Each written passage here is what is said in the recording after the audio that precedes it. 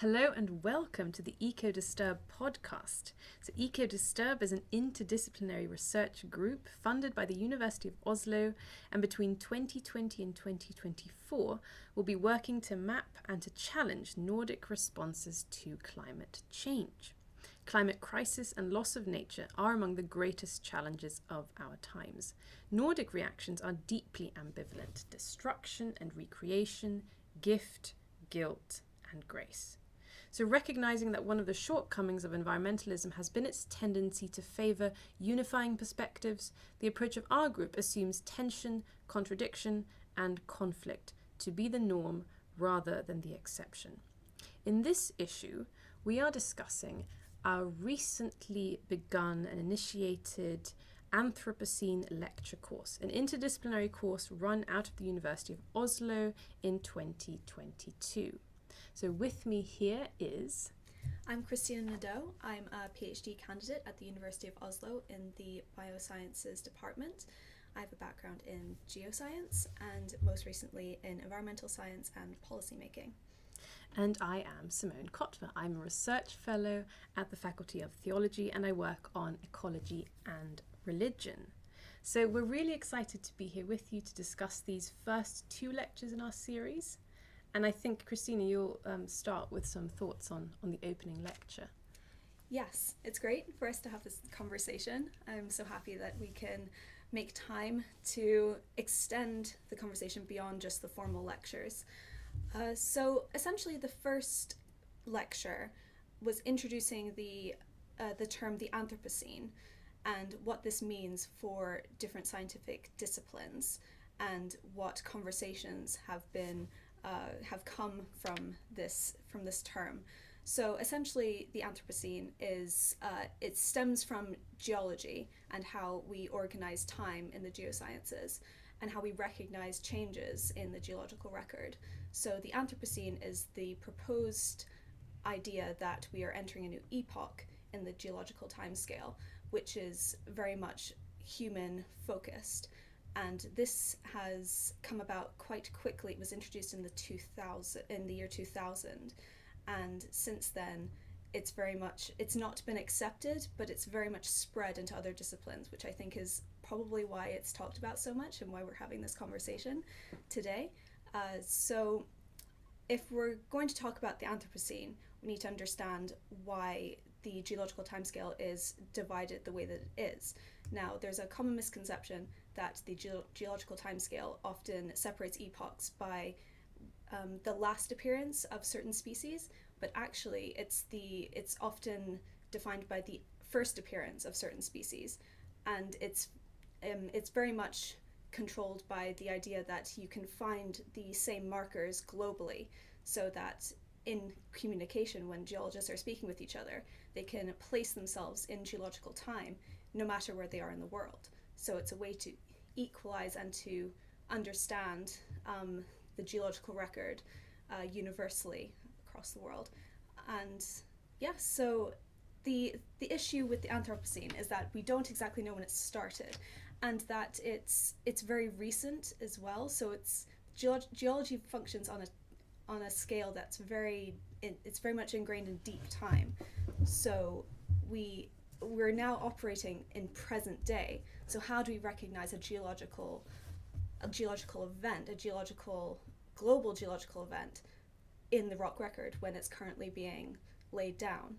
So that's the conversation we're having now, and it's very much contained in the first few lectures that we've had at the University of Oslo.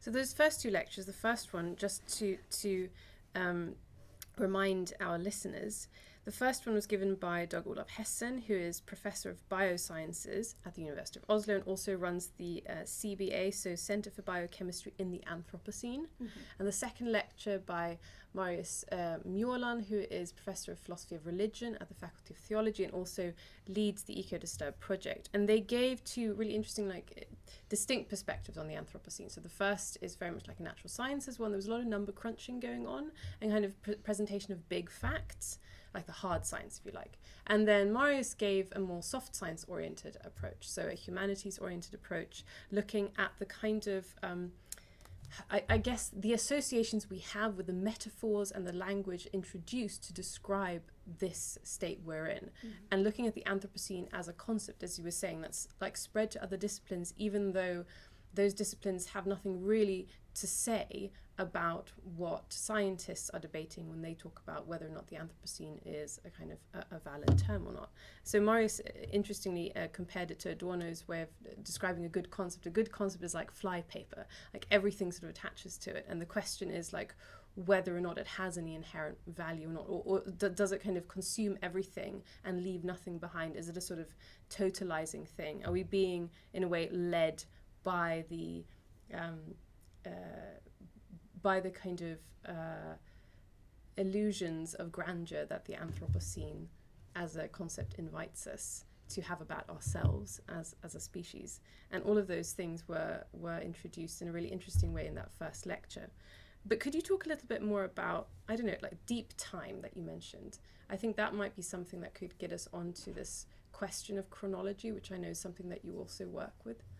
Yes. So if we're looking at when we're looking at the geological time scale, it's less about absolute time and more about communication and more about hierarchical systems. Yeah. So when it comes to the geological time scale, we do have some absolute time in terms of things that we can date. We can say when certain events may have occurred, volcanic eruptions. We can date them using carbon dating and such. But mostly it's about it's events after another. That's what geology is based on. It's based on clock time, in a way. In a way, yes. In a way that everything that we try and create as humans has to have some sort of order to it. There is something that happened before and something that happened after, and that's what the geological timescale is. And it's very much just based on what evidence we have in the geological record. I think that's why this is such a point of contention with geoscientists, because it has to be in the rock record. Yeah. And that takes millions of years to deposit in the Earth's crust and then for us to then study. So I think the reason that geologists... So we're sort of prognosticating. Yes. Yeah, with the concept. Mm-hmm. And it's something that's not been done before, of course. We're always searching in the geological record, but now we're searching in the geological processes. But it's not actually in the geological record if we were to walk up and down a mountain, I suppose. When I was studying geology, there was this one field trip where we started at the bottom of a mountain and worked our way up, and very much it was, we are now in the Cretaceous, we're now in the Devonian, we are now here. We are placing ourselves in this geological time, but it's just you couldn't quite capture the amount of years that you were passing with every step that you were taking up this mountain. And that is what geology is based on. It's about the older sediments, and then newer sediments are laid on top of it. Yeah. That's one of the fundamental rules of geology. But there's a lot of interesting things with geology, because often new concepts come about when we find the evidence for it. So it used to be quite simple. Old sediments and then newer sediments put on top. But there's actually some interesting mountains, for example, that are called upside down mountains, which then turned everything upside down in terms of how geologists understood how sediments are placed down, and then we need to understand how sediments are pushed on top of each other, and it can become a big mess. Geology is very much a puzzle, and the problem with the Anthropocene is that we don't have the piece of the puzzle yet, because it's not fully formed, and also it's hard to be objective because we are very much in the process. It's a live time as well as this clock time. Mm-hmm. Yes, so it's not in deep time yet, so it doesn't fit with the methodology and the definitions that we use for geological time. So that's why. And geologists, if it's going to be a new geological epoch, geologists need to define it by these definitions that they already have. And I think the value of the Anthropocene lies mostly outside of geosciences. That's really interesting. You would say that as a geoscientist? Yes, but I am a geoscientist who has left the geosciences and is now studying very much interdisciplinary work. My work is on tipping points and looking at the intersection between natural sciences and social responses to changes in the atmosphere. But so I'm just going to take us back to why the Anthropocene was defined. And it was initially defined because of the massive changes in the atmosphere that we're seeing. So that's a geological process. That's a planetary process, and that's something that we've seen in the geological record before. So that's why it was introduced by Stromer and Crutzen in the year 2000, and they suggested that this change in atmospheric composition was an initial indicator that we are entering a new epoch. But the problem is that we only just defined a new epoch 1.7 thousand years ago, I believe. That seems too soon, but I think that's true. It's not. It hasn't been that long, and that we need to look for golden spikes when we talk about new epochs. They need to be present all over the world, globally, and again, that's what we need. We need it's a way to communicate. If we don't have the golden spike everywhere, then we can't define the new era everywhere. So the last epoch, the Holocene, the golden spike is in an ice core, and we can discover that all over the world. And that epoch already is quite defined by the presence of Homo sapiens. So we're already in an epoch. A human defined epoch. Exactly. Yeah. So this idea that we are now accelerating this timescale, I think geoscientists it takes a long time to define these epochs, and perhaps they feel like they're being rushed a bit by the humanities and by media, right? Yes, exactly. And it needs to be defined properly, because once an epoch is defined, it's very hard to shift. And it has happened before where a new epoch has been defined, and then they discovered that the species that they based the new epoch on was actually discovered earlier than they first thought. And that's really difficult, because then it changes the whole hierarchical system that they're working with. So I think for them it's very much it's a big deal to have a new epoch, and it's very much a big deal to have an epoch that doesn't have a geological signature yet. And that's understandable, because humans have existed for barely a millisecond in geological time. So just to kind of get into this geological signature, which is so interesting, because humanities people get really excited about, like, human beings are now writing on the earth, and the earth is sort of our actions inscribing themselves. But I mean, there are these plastiglomerates and objects which are fusions of human artifacts and plastics with kind of sediment and earth sediment, right? Mm-hmm. So they create something which, in a way, it's not in the geological record yet. It's on the surface, and it will be in the record at some point. But we're sort of projecting. We have the stuff that will be in the record, but it obviously hasn't, like, compressed enough. So that's the issue, right? So there is an inscription that's happening now, and an impact. And in a way, you could say, like, the casual observer might say, well, it is in the earth record because it's like it's rocks on the ground now that are in part human made, but it's not sedimented. Is that the point, right? Yes, it hasn't been solidified in the geological record, because everything right now could very much be erased from the Earth's surface. Should something happen, I don't know what, but something could very much take everything away that is happening now, and then there wouldn't be a geological record of humans. Oh, yes. That's interesting. Okay. Yeah. So there's it's a difficult thing to. This is why it's such a good thing to talk about, because it's very difficult to define it geologically, and that's where it's coming from. But it's not an insignificant conversation. And I think that lots of the value about the Anthropocene comes from, okay, so if we're going to define humanity by one single signature, what will that be?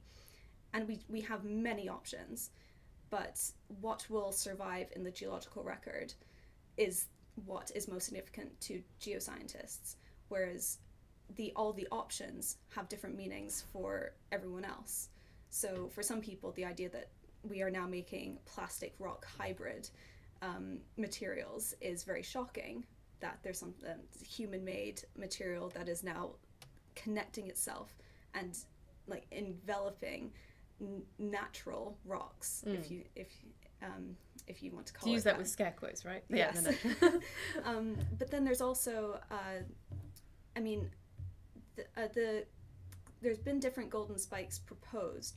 So one could, in fact, go back to just the creation of fire, human-made fire, and one could be deforestation, which has been happening on a large scale For a long time. For a long time, yes, since it's Neolithic, I believe. And it could also be very much more recent, which would be the presence of the atomic bomb tests in the sediments, which is very much a global event. So we could definitely see that globally. But the discussion around what humans have left behind is the reason that it's become such a big conversation, because we all have something to contribute to that, and what we all think is the most significant human marker on the earth. And in a sense, that's bringing it away from the atmospheric conversation, which very much focuses on the burning of fossil fuels and the measurable, right? I mean, there's a really interesting distinction here, because you're saying like we're shifting into then the question of like human history and world history. Yes. And that's more difficult to measure according to these like global golden spikes, because you're going to have, well, let's get into that. Like, who is the we that we're talking about? I mean, the we is very fractured, right? Some parts of the human population are more, quote, responsible than others. And so you can't really talk about a global golden spike in the same way. You can't easily measure it. You can't go out and easily measure it, because it's going to be so different in different places. Some places you won't have a massive human imprint, and other places you will.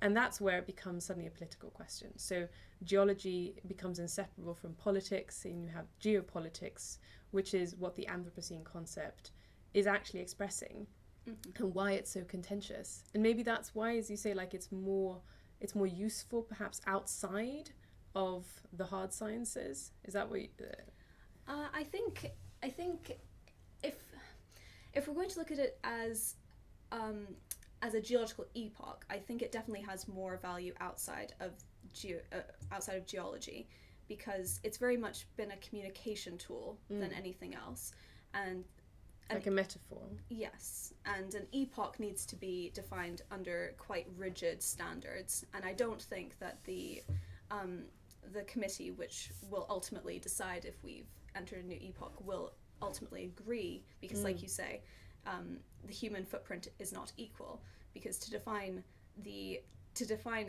human era, the age of man, would be to assume that all men are the same, but we are not. So it's too large a statement, and too broad a statement, and too political a statement to make. But what we could do instead, if we're trying to fit the human footprint into the geological language, would be to say that there are different human events, and that way we can more contain specific human activities to specific areas, rather than it being a global event. And there we could more easily define the Industrial Revolution as a geological event. Yeah, okay. Which does have global implications, but it doesn't mean that we have to define a whole new epoch out of it. So it's more about what the Anthropocene signals is not perhaps that we are in a new epoch, because that as it is like a separate undertaking. Rather, it's to say that human history is not separated from geological history. And this is something that came up in that lovely article that we were discussing in a seminar by Chakrabarti, about the way in which what the Anthropocene is asking us to do is to see human time entangled with Earth time, so that we can no longer talk about our own agency as somehow kind of free floating from the planets. And so it's kind of epistemological shift, a shift in like how we think about things, how we also access knowledge. I really like that. I think that's like the clearest way I've heard a geoscientist explain it, because there can be something kind of proprietorial about discussions about the Anthropocene when it becomes a technical discussion, because then you sort of lose sight of what's really at stake. So like an epistemological shift, and then maybe we shouldn't really be talking about epoch, but more about, I guess, a way of thinking, but era might be a better term in some ways, because sometimes I hear this shifting language, like it is an epoch if we're talking about the discussion that's going on now in the sciences, but because that's not actually settled, if humanities scholars talk about an epoch that has not yet been assessed, when really what they mean is more like an era or a kind of mindset. I think an era, because there are eras in geology as well. Okay. So that would be a whole new definition. But if we're looking at eras in terms of just a regime shift of some kind, or just a difference in thinking, then yes, that would probably be a good way to put it, because it takes it away from trying to rigidly define it according to this methodology that geoscientists have very carefully put together over so many years, and it takes it into a more abstract space where we can more easily deconstruct it from our own point of views while still addressing the same events. Yeah, abstract, or more actually, I wanted you to say more lived, right?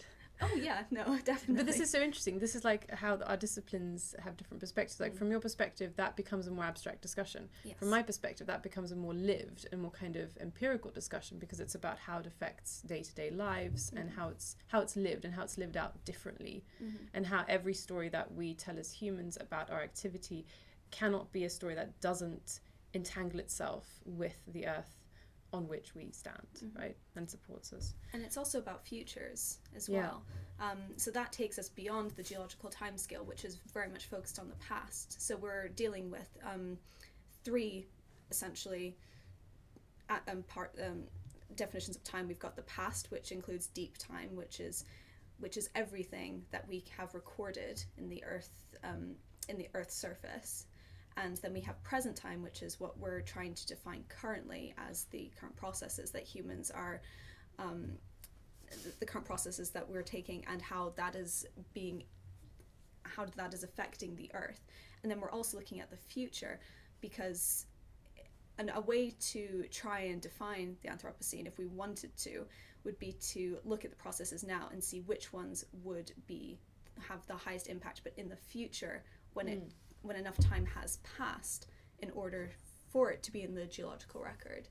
But that's hard to say how that will play out, because a lot of the I don't want to be too binary, but lots of the natural, what we would say uninterrupted Earth processes by humans are currently being interrupted. We can't predict how the ocean currents will behave anymore, because those are being disrupted, and we can't predict how the atmosphere will react to the sudden increase in CO2 in the atmosphere and methane and other greenhouse gases, even though that has happened in the past. But we still, these processes, we need to see how they play out, and that's the thing. We don't know how they will play out, and we were speaking about different events that humans are taking. I'm going to quickly jump into tipping points here for a second. Yeah, go for it. So if we're looking at a lot of different human events that may have larger significance, which could define a geological epoch in the future, then perhaps what we're looking at is a tipping point in the Earth system, which is driven by humans. So these different events could be defined as perturbations, which is a term that's used in tipping points, which is pushing, which are these nudges which nudge a system, which eventually tip it into a new system state. So if, again, this is very much crossing disciplinary boundaries, because a tipping point is defined very much in the natural sciences, but is spreading to other disciplines very quickly currently. But we can look at it symbolically, that a new epoch would be in itself a tipping point in the way that humans interact with the Earth and how they've affected the Earth. But there have been tipping points in the past driven by other processes. So it's a very difficult conversation to have in a very constructed and methodological way, And I think that's why people have a problem with talking about it, because it's so messy. And tipping points. Yes, tipping points and the Anthropocene, and a lot of these intersections of disciplines, because they very much exist outside of traditional methodological processes that keep this, that maintain the scientific method, which is what we need to do in order to come up with very concrete and concise conclusions, and we don't have those yet. So, and one of the things that we've been talking about when we talk about time and tipping points, kind of chronologies, is that the reason why it's messy and why many people don't like the rhetoric associated with tipping points is that it implies a kind of dramatic event. Like there's one point, right? You're talking about spikes also. It kind of gives, it's this dramatic language of one isolated event or like short period in time when things reach a peak and then they change. But of course, that's not really the projected reality. I mean, we're already in a crisis and it's fractured and it's patchy, and there will be sort of concentrations of events that will feel dramatic, but at the same time they will be lived in everyday realities. The quotidian doesn't sort of stop just because there's a crisis. And so the question of like how that actually translates into lived temporalities is something that is really crucial to tipping points, because although the data is really important and the kind of the hard science of tipping points is crucial, but we also have to somehow interweave that comprehensively and comprehensibly with lived experiences of time, and those are going to be really different. And that's where the crisis is going to become, I mean, people are going to adapt to extreme situations as they already do. And this is something, it creates almost like a cognitive dissonance, right?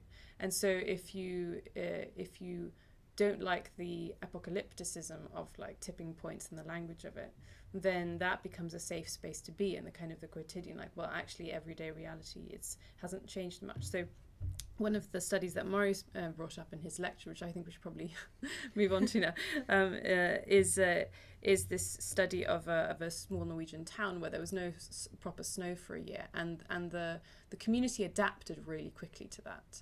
So there was a sociological study done on it, and this was really interesting because the inhabitants adapted to this, like it was like a tipping point, like there was no snow. Right. I mean, this is huge if you're in Scandinavia, or that part of Scandinavia. There's no snow, a real change in the whole, like the climate, sort of the experience, everything to do with the seasons, Christmas, of course. No snow, but there was an adaptation to it, and so it became normalized, and they were able to live in what the author calls like a sort of state of denial, which isn't, I mean, it is denial, but it's also like adaptation. This is how we survive. And this is where tipping points will become from the perspective of like the person living through it. It won't necessarily feel like a tipping point, even though like you can zoom out, look at it from, I mean, that discussion I find like one of the richest, if we allow there to be a real tension here, so that there isn't like an either or, but that we can hold in view both the kind of the big perspective, as it were, and the small perspective, and both of them at the same time, and have a conversation between them, which is what I hope we're doing in this course and the project, which is why it's so much fun talking to you. So definitely, sorry. I think your point about how we're trying to connect this lived time and the big picture is the big question that we're talking about essentially here. Because when it comes to tipping points, we won't know when we've hit one until we've hit one. Yeah. And I think that's why, I mean, we're going to be speaking about anxiety later on in the course, and that will be for another time. But this anticipation of this event, which will be big in terms of science and the planet, but won't feel so big, is it's very contrasting. It's very difficult to digest, and then your idea of this is it denial or is it adaptation? And is it adaptation for everyone? Can everyone adapt? Again, we're going back to humans as are we like a monolith, or are we separate people? So it's it's very much about this big picture versus the small picture, and the temporality clashing of how traditional scientific methods like anchor events in time and how we live them is very difficult to connect. So that is essentially the grounding conversation here. And essentially this whole course will be looking at how lots of different disciplines grapple with these fractured temporalities, the lived temporality, and what they have traditionally studied and what anchors their study in science, and what timeframes are used usually by their disciplines. So I think we'll see some really interesting conversations come out of that. But the first few lectures have been very exploratory, trying to just capture the grandiose nature of what this means. What does the Anthropocene mean? What does this idea of hitting a tipping point mean? Yes. And I thought we could just, before we wrap up this introductory discussion, we could touch a little bit on some of the, I think what we'll do is talk about anxiety, which Marius did bring up in the second lecture. We might have an extended discussion about that next time, but touch on one of the things that he brings up, which is really important, which is, as you say, like the Anthropocene is not a fixed concept, and it's a story that has been proposed to narrate what we're going through. And so the humanities perspective comes in to cast light on the Anthropocene as a concept, as a story, as something that to its benefit is not fixed, which means that we can not just think about it as if it's something objectively there, which isn't the case, as you've told us, but it's something that we are invited to think with, and to examine what kind of ways of life and thinking and writing and speaking and acting that comes as a result of thinking with the Anthropocene. And so some of the perspectives that Marius brought up, of course, are these which have now sort of been widely publicized and discussed, like alternative stories and names for this current situation that we're in, this planetary emergency. And so, you know, we have not just the Anthropocene, of course, but other perspectives like the Capitalocene, to highlight the way in which there are certain groups in the human population who are like more responsible for this impact. And then there are lots of other concepts.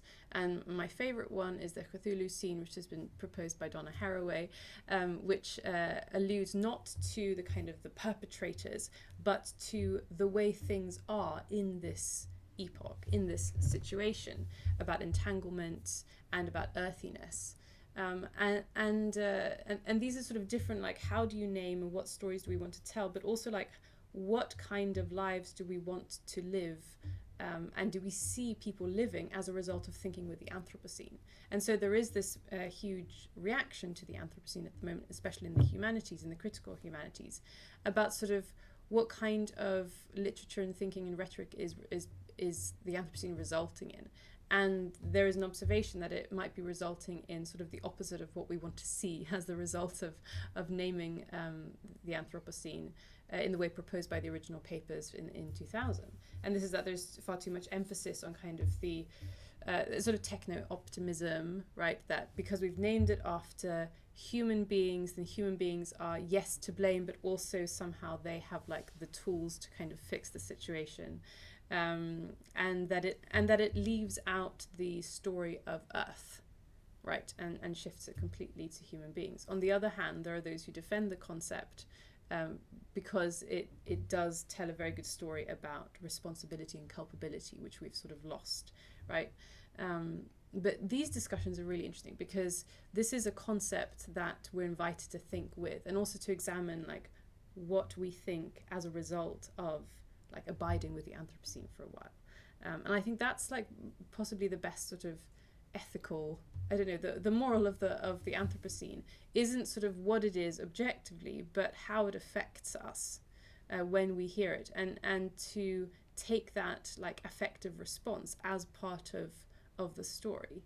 And so when in this course we won't be thinking about the Anthropocene as something objectively fixed out there that we can study, but actually as a story that is narrating us and that we're being narrated in as we live. And one of the things that comes up a lot is this the kind of the recognition from the humanities side that it's really important to have a concept that has like a firm foothold in something that's not a humanities discipline, that this like interaction is really important. But that the way in which the geosciences have named it is, from a humanities point of view, frequently seems rather curious, right? To name it after Anthropos, when you, as you said, like humanity isn't just this one thing, right? And it ignores so many different like political histories, the history of colonialism, and we're going to be getting into all of that in future lectures. And I mean, just so many nuances that are not there. And how can we have a concept, like one concept, that could do justice to the fractured nature of knowledge and cultures? But also that the story of Earth is kind of perhaps always implicated in the human in ways that we haven't really been attentive to. So the question then is like to challenge us to look at what we already have in terms of our narratives, to see in what way they already are telling that story, or like beckoning us to tell that story. So there are all these like disciplinary openings. I think I used the word challenge in the introductory comment, but it's not really challenging. It's just like invitations and openings. And I think the problem with our disciplines is that we too often see it in a combative way, and that's something that needs to be kind of like cut down or whatever, when really it's a call to listen and be attentive. Yes, I love that, and I love that you brought up Donna Haraway, because she's so good at deconstructing the boundaries that different disciplines often set between each other, and takes away this binary notion of the natural versus the unnatural, and the bad versus the good, because a lot of the contentions that have come from the Anthropocene has been this idea of, oh, but it's too negative, it's too bad, and there's that concept of the bad Anthropocene, and how it focuses on, you know, how humans are destructive and how we are like we're destroying all the natural processes, and this is the impact we're having on the planet. But the way that you're speaking about it is the good Anthropocene. It's a space where we can all come and present our experiences and the story that we're all living together, and the data that we collect, and the emotions that we're feeling throughout this whole process, and see it as an opportunity, as a platform to then see, okay, well, how can we construct some good from this? Is it an opportunity? Or I think we've discussed this before about the term how the Anthropocene could be apocalyptic, but apocalyptic doesn't always need to be negative. It can also be just the birth of something new also. Or revelatory, to reveal something about yes, a situation. Exactly. So presenting the Anthropocene as a space to listen is, I think, very much is the umbrella that is this course, and what we're taking from it, and we're opening it up. We're not trying to put the subject into a rigid box. We're trying to let people come with conversation and let it grow in a way that may not be relevant to the geosciences, but will be relevant somewhere else, and that's what is so interesting about it. Yeah, I think that's probably a good place to wrap up. Thank you so much, and I've really had a lot of fun, and I look forward to our next conversation. I think we'll be talking about anxiety and some of the issues that Maurice brought up, and looking forward also to Cecil's lecture. Yes, and I'm so looking forward to that. Thank you so much. This has been great, and we look forward to more conversations like this.